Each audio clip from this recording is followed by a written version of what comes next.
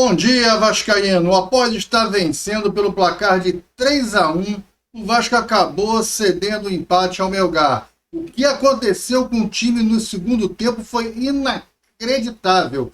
Mas o pior veio depois. Na coletiva, o treinador Fábio Carille revelou um problema que ocorreu no intervalo dentro do vestiário e tentou explicar esse insucesso aí. Fica aqui que eu vou te contar tudo isso agora. Mas antes, deixa eu só pedir o seu like. Pedir para que você não esqueça de deixar o like nesse vídeo. O like é muito importante para o nosso trabalho. Aproveita, vai lá e se inscreve no canal se você ainda não é inscrito. Ativa o sininho de notificações, aquela opção todas. Assim, sempre tiver vídeos novos aqui no canal, o próprio YouTube te avisa. Tá falado? Agora vamos para o vídeo, porque comentar esse insucesso, né? Esse empate aí foi um insucesso do Vasco do Carille. Bom dia, vascaíno, bem-vindo ao canal Gigante Vascaíno. Eu sou André Luiz e está entrando no ar o programa Café do Gigante. Seu programa de todas as manhãs, de segunda a sexta, sempre às 8 horas da manhã, entra no vídeo do Café do Gigante. Hoje para a gente falar sobre o jogo, né? Melgar e Vasco, o jogo que acabou em 3-3 ontem na cidade de Arequipa, no Peru. Olha, é um jogo atípico, esquisito, um jogo com altitude, é verdade, mas 2.300 metros não é uma coisa assim tão complicada, mas enfim, parece que os jogadores do Vasco sentiram, vamos falar sobre isso. O Vasco começou bem o jogo, o Coutinho conseguiu fazer um gol assim, espetacular, depois o Coutinho dá um passe de 3 dedos, o Verratti faz o segundo gol, antes o Vasco meteu um pênalti, o Melgar perdeu o pênalti, estou para fora, um pênalti bobo do Paulo Henrique, foi driblado e aí o cara corta para dentro da área, ele vai e estica o pé para trás, o cara tropeçou no pé do Paulo Henrique e caiu, pô, pênalti. Se o Paulo Henrique não tivesse colocado a perna para trás, pô, não come, tu vai botar a perna para trás, pô, coisa de peladeiro, pô, você tem que virar o corpo, girar o corpo e tentar retomar a bola, tá dentro da área, pô. É um tipo de jogada de pelada, você vai botar a perninha para trás, pô, vai pegar a perna para trás, vai fazer pênalti. O cara tocou na perna dele de propósito e caiu, pediu o pênalti, claro. E aí o cara bateu o pênalti para fora, o jogo estava 1-0 nesse momento, depois o Vasco faz o ataque, e aí o Coutinho, uma enfiada de curva de 3 dedos, a bola chega no Verratti, que bate primeiro, faz o gol. Vasco 2-0, os caras no finalzinho do meu tempo fazem um gol de cabeça, 2-1, e aí o Vasco vai para o intervalo e volta, e logo no início do jogo o Vasco faz 3-1, o Coutinho rouba uma bola, toca no Nuno Moreira, que lança o Verratti, que entra, ajeita e a bola escapa, como sempre, né? E aí ele se joga na bola com o zagueiro, com o goleiro, e a bola entra 3-1 Vasco. Os deuses do futebol ajudando o Vasco, o time do Melgar horroroso, uma defesa horrorosa. Mas aí o Vasco, em vez de controlar o jogo estava controlado durante 3-1, mas o Vasco fez controlar o jogo, tocar a bola, toca aqui, toca ali, porque é difícil correr a altitude, 2.300 metros. A bola fica mais rápida, ele tem que ficar com a bola. Pô. O Vasco era melhor tecnicamente, nitidamente os jogadores do Vasco são melhores tecnicamente do que os jogadores do Melgar. Tocava a bola, ficava com a bola, o jogo estava controlado. 35 do segundo tempo, o Vasco começa a recuar, a recuar, a recuar. E eis que o Carille, um pouco antes, tirou o Coutinho e colocou o Tietê. Tirou o Nuno Moreira e colocou o Adson. Ele já tinha colocado o Ryan no lugar do Garré e o Jair no lugar do Paulinho. Substituições perfeitas. O Paulinho tinha tomado o cartão amarelo e não vinha jogando bem, chegando atrasado em todas, totalmente perdido no jogo, não estava se sentindo bem, provavelmente. Estava muito mal posicionado, mal no jogo. Ele tirou o Paulinho e botou o Jair. Aí tinha que colocar o Tietê. Não pode, porque o Vasco leva para o seu banco jogadores que não estão bem de saúde ainda. Porque o elenco, que é o 8º melhor do Campeonato Brasileiro na visão do presidente, precisa levar jogadores que ainda não estão bem fisicamente para uma viagem de 12 horas. 6 para ir, 6 para voltar. E o Vasco teve que levar o Alisson e o Tietê, que só podem jogar 25 minutos. E aí ele teve que colocar o Jair, que não jogou mal. O Jair entrou bem. Ele jogou direitinho e botou o Ryan aberto pela ponta. Eu achei que o Ryan seria uma válvula de escape para marcar o lateral esquerdo dos caras que estava cruzando muita bola. Realmente a entrada do Ryan inibiu aquela jogada ali pela esquerda. Mas o Nuno Moreira foi morrendo, e aí ele precisou fazer o mesmo recurso que ele fez na esquerda, na direita, ele quis fazer na esquerda, porque o Piton estava sozinho e o Piton marca muito mal. Como o Piton é ruim na marcação, pelo amor de Deus. O Piton dá muita distância, então o cara recebeu o lateral direito lá do Melgar, recebia a bola ali lá na direita, assim, na esquerda do Vasco, com o Piton, o cara parava, o cara olhava, levantava a cabeça, media, pô, aí botava a bola na área. Pô, o Vasco levou 75 cruzamentos, 75 bolas levantadas na área do Vasco. Então, tem alguma coisa errada. Porque o problema não é a bola na área, você rebater a bola sendo levantada. O problema é como você deixa as pessoas levantarem bola na tua área. Você tem que avançar teu time e inibir a jogada. O que está acontecendo ali? Era a única jogada que o Melgar tinha. Bola na ponta para cruzar. Se o Vasco avança as linhas e pressiona ali, inibe ali, o Vasco ia roubar todas as bolas. E ficava tocando, cara. Um jogo simples, fácil de ganhar, 3-1. Os caras já estavam meio desanimados. Mas aí o Vasco que colocou o Tietê no lugar do Coutinho foi para 3 volantes. O Moura, Jair e Tietê. Na frente, Verrete e Ryan, desculpa, e o Nuno Moreira. E o Nuno Moreira não estava jogando mais nada, já não jogou bem o primeiro tempo, já estava morto no segundo. E aí ele tira o Nuno Moreira e coloca o Adson. Eu falei, vai tentar um escape aí. Aí ele inverte, bota o Adson para a direita, bota o Ryan para a esquerda. Ele faz com que o Adson faça o que o Ryan estava fazendo e o Ryan passa a fazer algo que você não tinha, que era acompanhar o cara lá. O que o Ryan estava fazendo na direita, ele queria que o Ryan fizesse na esquerda. O que aconteceu? Nem o Adson conseguiu fazer o que o Ryan estava fazendo e nem o Ryan conseguiu fazer o que ele estava fazendo na esquerda. Então o time piorou muito.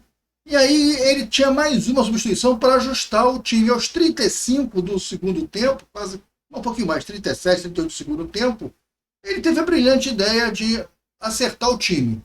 O que ele podia ter feito? Né? E deveria ter feito. Né? Você está com 3 volantes. Você está com a tua zaga lá, 3 volantes, e o negócio não está dando certo, porque os caras continuam cruzando bola. Porque o Ryan nem está voltando, nem o Adson está voltando. Ora, deixa o Ryan um pouco mais à frente, tira o Verrete, né? Bota o Ryan um pouco mais à frente e coloca o Payet.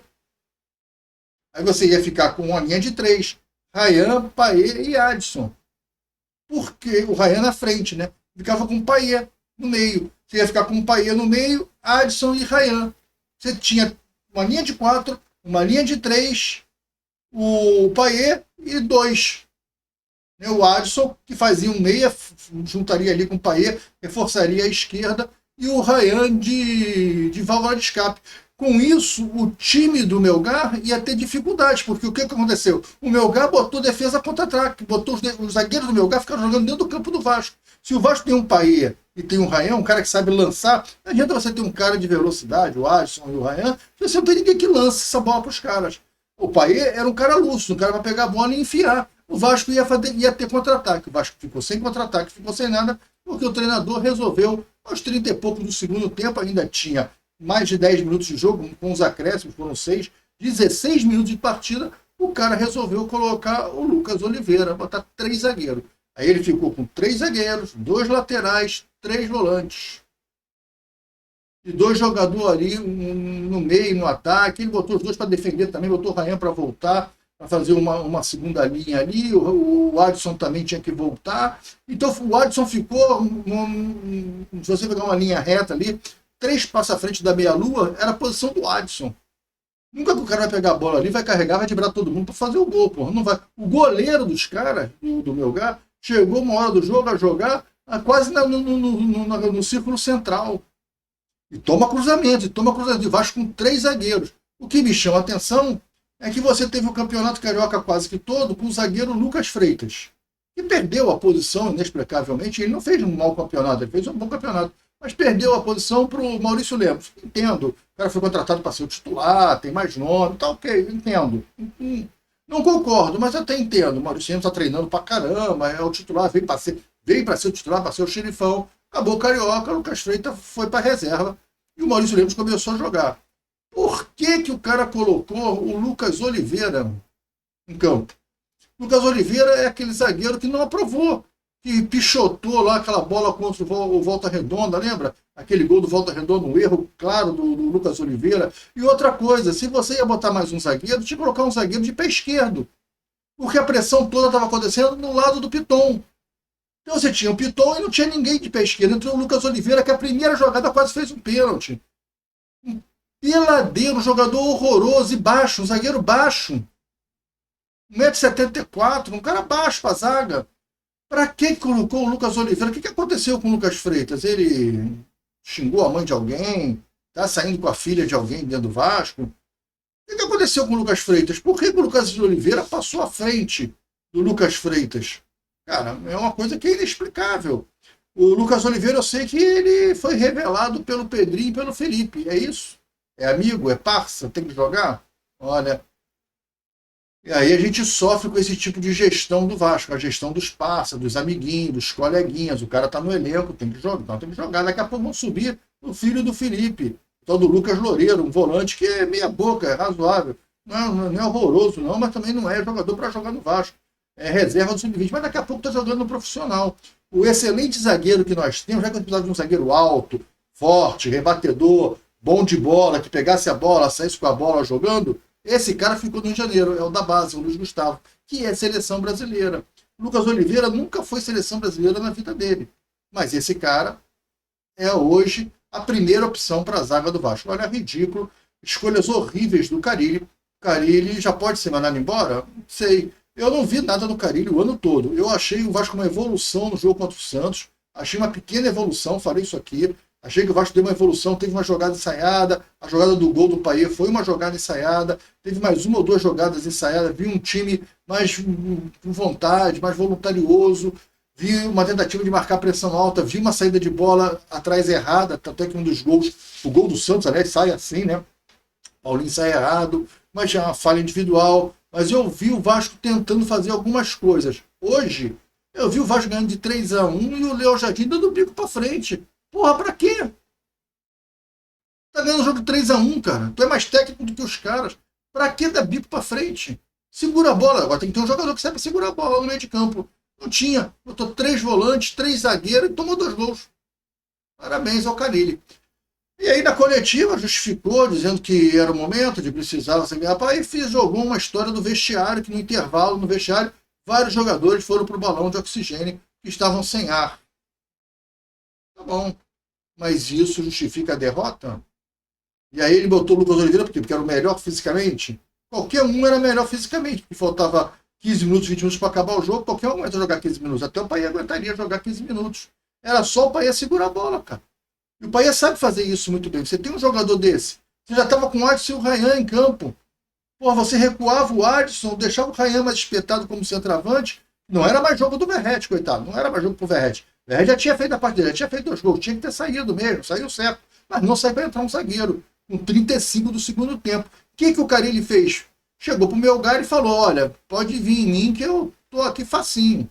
Vem em mim. Pô, 75 bolas cruzadas dentro da área, uma hora vai entrar, cara. Uma hora vai entrar. Não tem como você escapar disso. O scout da partida mostra 75 bolas cruzadas do Melgar na área do Vasco. O Vasco não teve nenhum escanteio. O jogo todo, o Vasco deu 3 chutes, fez 3 gols, pô. A defesa dos caras é fraca. O goleiro do Melgar não fez uma defesa. Todas as bolas que o Vasco chutou, entrou. Mas o Vasco chutou só 3. Porque é um time covarde, um time medroso. O time do Carille é um time de frouxo. Um time covarde. Não é um time como o Vasco. Não honra as tradições do Vasco. Não estou falando de qualidade, não. Estou falando de posicionamento em campo, de atitude. Não honra as tradições do Vasco. O Carille não é treinador para o Vasco da Gama. Para mim, já pode ir embora. Vou torcer sempre a favor, vou torcer para vencer o Corinthians, que dê de 8 no Corinthians, eu vou ficar felizaço. Mas o Carille me preocupa. Eu acho que já deu para o Carille. Porém, a diretoria está feliz, acha que o discurso é muito bom, foi um ponto fora de casa. Esses discursos de media training, né? Discurso para a imprensa, esse discurso bonitinho, Armandinho, tudo bonitinho, tudo florido, tudo lindo, bonito, com musiquinha de fundo, tudo um evento, né? Empatamos fora com altitude, quando aí começa a enumerar as dificuldades. Quando for jogar, se um dia for jogar lá em Potosí, esse time não vai aguentar ficar em pé. E com 2.300 metros os caras morreram. Então o planejamento foi feito errado, tinha que ter chegado no dia da partida. Como muitos fisiologistas dizem, altitude, você tem que chegar no dia da partida. Mas chegou um dia antes, a programação está feita errada. Alguém tem que pagar essa conta. Por que com 2.300 metros os jogadores estão tomando oxigênio no vestiário? Tem coisa errada aí, cara. Tem muita coisa errada aí nessa preparação do Vasco.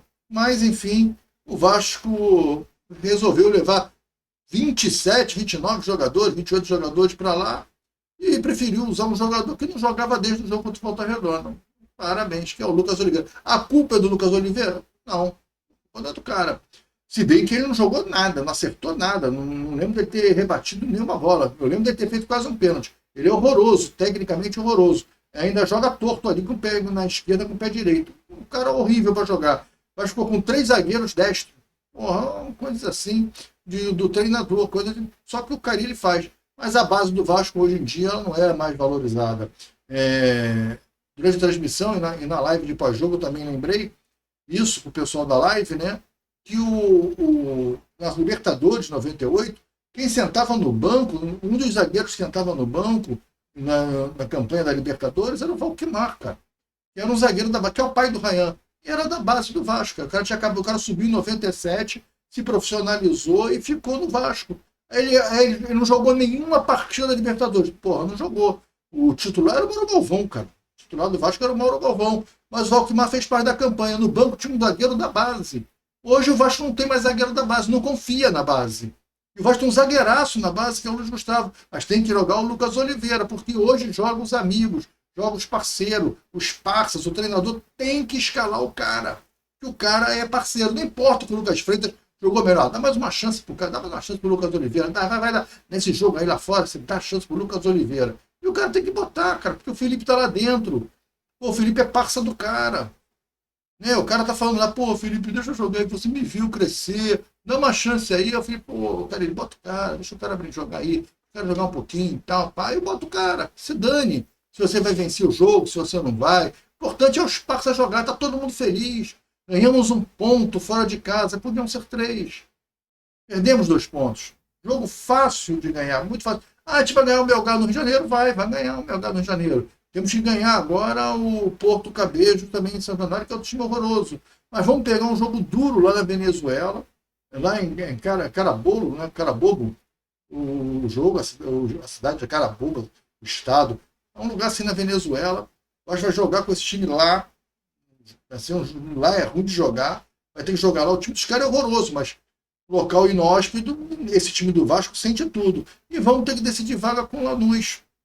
Eu não sei. Com esse tipo de atitude, de se apequenar, de se acovardar, de estar ganhando o jogo e botar todo mundo dentro da área, com esse tipo de atitude, o Vasco não vai chegar longe. E aí, cara, o Vasco tem que tomar uma decisão rápida. Tem que enxergar que com o Carille o Vasco não vai conseguir chegar. Porque ele não é um cara ousado, ele não é um cara que tenha soluções. Ele é o pragmático, só faz o pipi no xixi, ele não consegue inventar uma solução na hora. Ele fica parado na beira do campo, só olhando. Ele não tem uma solução. Eu reclamava do Rafael Paiva, que ficava naquela cara com aquele sorriso amarelo, braço cruzado, mas o Paiva chegava no vestiário, chegava no jogo, mudava o time, cara. Mudava, ele chamava um jogador aqui na beira do gramado, ele mudava uma estrutura de time. É muito mais treinador do que o Carille, pô. Não tem a grife, não tem títulos que o Carille tem. Você vê que na base o Paiva é lotado de títulos, né? E o Vasco abriu mão do cara. A torcida ficou ali e tal, havia problemas, havia um vestiário em problema, ninguém quis entender isso. Hoje a gente tem o Carille. Ah, manda o Carille embora. Eu também acho. O meu problema é mandar o Carille embora e contratar quem? Porque você vai contratar o Dorival Júnior? Não vai. Não tem grana para isso. Renato Gaúcho já disse adeus pro Vasco. Não quer. Não quis o Vasco. Mano Menezes? Sei não. Mano Menezes? Você acha o Mano Menezes melhor do que o Carille? Sei. Comenta aí. O que você acha? Mano Menezes ou Carille? Quem você gostaria de ver como treinador do Vasco? Dorival Júnior? Esquece. Não vem. Acho que não tem grana para ele. Não sei nem se ele vai querer trabalhar, né? Com essa rescisão que ele fez na CBF, ele vai ficar recebendo o salário dele, que é gordo, até a Copa. Porra, eu acho que ele não vai trabalhar mais. Ele vai curtir as férias, cara. Não sei. Acho que ele não vai trabalhar, não. Mas, enfim, vamos ver aí. Só se o Dorival tá gordo de dinheiro e ele gosta do Vasco. Ele foi o cara que subiu o Vasco em 2009, né? Na primeira vez que o Vasco desceu, subiu como Vasco campeão. Ele tinha com o Carlos Alberto, com o Alex Teixeira. Só se ele, por muito amor aí ao Vasco, consideração ao Vasco, gratidão, ele queira assumir essa bagaça do Vasco aí e montar um time razoável. Eu acho que ele tem condições, ele tem recursos para isso. Ele é mais treinador do que o Carille, com certeza. Mas eu acho que hoje é entre Carille e Mano Menezes. Você fica com quem? Você vota no Mano Menezes? Você gostaria de ver o Mano Menezes treinando o Vasco? Ou prefere ficar com o Carille? Comenta aí o que você achou e se você concorda com esse pensamento que o Carille é o grande culpado do empate de 3-3 do Vasco e Melgar ontem. Para mim, um empate com muito gosto de derrota. Tá falado? Não esquece de deixar seu like, não esquece de se inscrever no canal, aproveita, ativa o sininho, aquela opção todas. Não esquece de ser membro do canal, dá essa moral pra gente, vem ser membro do canal, é só clicar aqui embaixo, ó, embaixo do vídeo tem assim, ó, seja membro. Você clica lá naquele botão, faz o cadastro no YouTube e todos os planos de membro estão dando acesso ao grupo de WhatsApp do canal Gigante Vascaíno. Vem resenhar com a gente lá no canal, no WhatsApp do canal Gigante Vascaíno, só para membros. Um grupo de WhatsApp só para membros. Lá não tem propaganda, não tem corrente, não tem nada. É bem legal, um bate-papo legal, sadio, que todo mundo se respeita. Só membros do canal lá no grupo de WhatsApp. Tá falado? Fique com Deus. Daqui a pouco, 1h da tarde, tem vídeo aqui no canal. O Almoço do Gigante. Uma vez a gente já traz notícias do desembarque do Vasco. Até agora que eu estou gravando, o vídeo está indo 8 horas da manhã. Eu gravo 5 horas da manhã. Então, eu não acho que o Vasco... Eu não tenho notícias que o Vasco já tenha chegado. Pelo menos não apareceu para mim quando eu comecei a gravar o vídeo. Tá falado? Mas 1h da tarde já deve ter essa notícia. A gente vai se falando. Olha, um grande abraço, fiquem com Deus. Até o vídeo de logo mais. Tchau.